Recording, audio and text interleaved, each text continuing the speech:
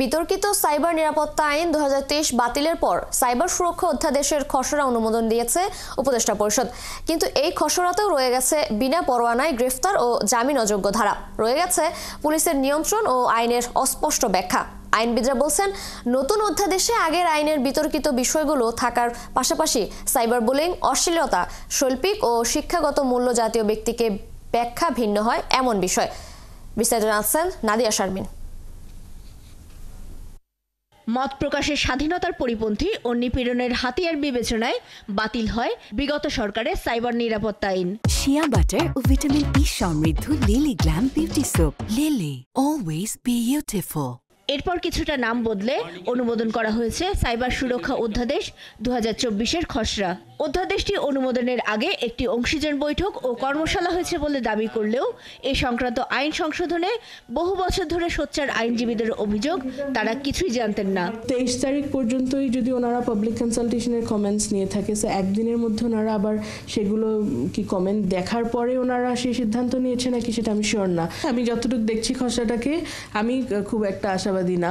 মামলার বিভিন্ন স্টেপ ধাপ সম্পর্কে সুস্পষ্ট আইনি ধারণা না থাকার কারণে কিছু আজগুবি বিষয় এখানে যুক্ত হয়ে বসে আছে। অধ্যাদেশটিতে নতুন করে যুক্ত সাইবার বুলিং, ব্ল্যাকমেইলিং এবং অশ্লীল বিষয়বস্তুর প্রকাশ সংক্রান্ত ধারা নিয়ে উঠেছে সমালোচনা। সাইবার বুলিং, ব্ল্যাকমেইলিং এবং অশ্লীল তথ্য প্রকাশের ধারাগুলো একসাথে না রেখে আলাদা আলাদা হওয়া উচিত ছিল। কোন কোন কাজ করলে আসলে সাইবার বুলিং হবে, ধারার মধ্যে আলাদাভাবে বিষয়গুলো আনা উচিত ছিল, যেটা না হওয়াতে এক ধরনের জটিলতা তৈরি হবে। যেটা কারো কাছে সামাজিক মর্যাদা আমার কাছে না হতে পারে, যেটা কারো কাছে অশ্লীল আমার কাছে না হতে পারে। আর্টিস্টিক ভ্যালু আপনার কাছে ডিফারেন্ট হবে, আমার কাছে ডিফারেন্ট হবে। এডুকেশনাল ভ্যালু একটা জিনিসের আপনার কাছে ডিফারেন্ট হবে, আমার কাছে ডিফারেন্ট হবে। সেখানে একটা স্পিচ অফেন্স এখনো আগের মতোই হুবহু রয়ে গেছে, যেটা হচ্ছে যে ওই যে ধর্মীয় অনুভূতিতে আঘাত করার যে ব্যাপারটা, এটা খুবই ভেগ, অস্পষ্ট একটা আইনে। পুলিশের ব্যাপক ক্ষমতা, বিনা পরোয়ানায় গ্রেফতার এবং জামিন অযোগ্য ধারা এবারও রেখে দেওয়ার সমালোচনা করেন তারা। তল্লাশি এবং অ্যারেস্ট উইথাউট ওয়ারেন্ট দুইটাই হতে পারবে। এখনো অনেক দিন ধরে সেই ইনভেস্টিগেশনগুলো হতেই থাকতো, সো সেটা এখনো এখানে রয়ে গেছে। যেহেতু আইনটাই অস্পষ্ট, সংক্ষুব্ধ ব্যক্তিকে সেও অস্পষ্ট।